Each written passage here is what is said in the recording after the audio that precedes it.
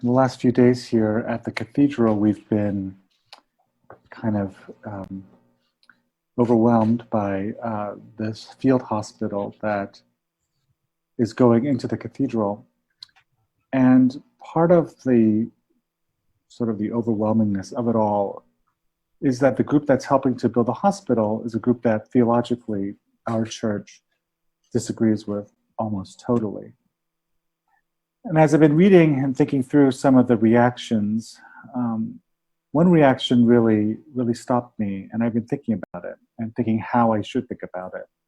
And a person said, well, if the KKK had offered to help, in this situation and partner with the cathedral, virulent racists, the alt-right, would we have said yes? And so, that's very good question. It's a hard question. It's a tough question. And I've been thinking how could I possibly respond in a way that has some integrity? And so one way, as I've been thinking about this Maundy Thursday reading, is that when Jesus did this foot washing, Judas, he was still there at the meal.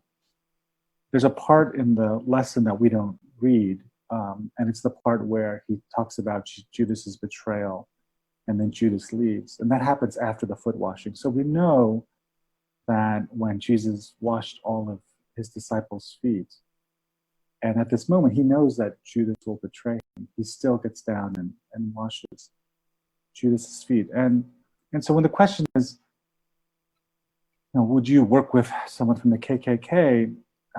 I also then thought about Daryl Davis, who's this black musician who back in the early 80s was playing at a club in the South. And, he had some fans and they turned out they were part of the KKK. And instead of, running away or being very angry or getting into a fight, very strangely, he just sort of started talking to them, got their number, and then later in the week called them up, and he sort of became friends with them. And he didn't become friends by, pretending he wasn't black or, pushing his race down. He just, he stood up for what he believed in, but he did it in a way that he clearly earned the trust and respect of people who believed that he really was an inferior race. And so as he met some of them, he began to meet more and more people in their community. And one of the people he met became a really high-ranking member of the KKK, an imperial wizard. But through his friendship and just being there for them, listening, when they had problems, driving to Target together, he talks about, a lot of them stopped having these beliefs, and they left the KKK. And they took their robes, their KKK robes, and they gave it to him. And today he has a whole closet full of these KKK robes of ex-members. And it's because that Daryl Davis, he didn't work with the KKK. He did something even worse. He became friends with them as this black man. And so, as I think about one way to respond, and I think about how Jesus washed Judas's feet, and then I think about a man like Daryl Davis who is really being friends with, like real friends with members of the KKK. I think that offers one response. But I think another way, and maybe this is more true to my own life and maybe also your lives, I don't want to presume, but I'll talk about my life, is this. And so to explain, I'm going to tell you a little story. So when I was about 12 years old, my mother and she was driving me and my brother into San Francisco to buy Korean groceries because we didn't have any in our community where we lived in Marin County, which even today I think is still like 90% white, sort of affluent, white county. And so we had gone to the Korean grocery store, and we were driving back in San Francisco. I didn't, often go into the city, and my mom was driving in the front, and my brother and I were in the back. He's a little younger, so I was like maybe 12, he was 10, 9. And we stop at a corner, and outside my window, I see this African-American gentleman. He's probably maybe 55, right? And instinctively, without even thinking about it, I locked my door. And it was one of those automatic door lock car things. So, well, I must have been the front because I could lock all the doors at once. Or I just locked my door. I was in the back. And then all the doors locked. So you could hear this noise of like door locking. And I could see this gentleman kind of look up and look into our car. And then he kind of looked at me. And the look that he gave me was, it was not actually one of anger, but it was of deep hurt and disappointment. And I can only imagine what this African-American gentleman looking into this car full of Asian faces must have thought.